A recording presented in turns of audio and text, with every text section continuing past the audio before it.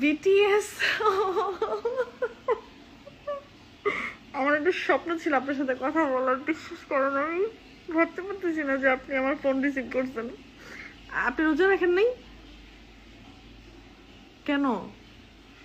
ও, আপনারা রোজা রাখেন না? যাই হোক, আপনি আমার ফোন ধরছেন, এটা অনেক কিছু। আমি আলহামদুলিল্লাহ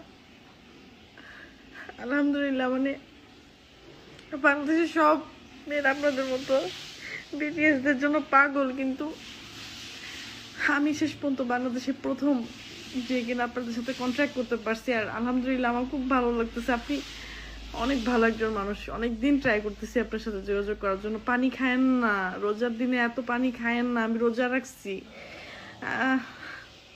বুঝলাম না আপনারা রোজা রাখেন না কে লেগে, আর আপনাদের প্রতি এত দুর্বল কিসের জন্য? আচ্ছা যাই হোক, সব মেয়ের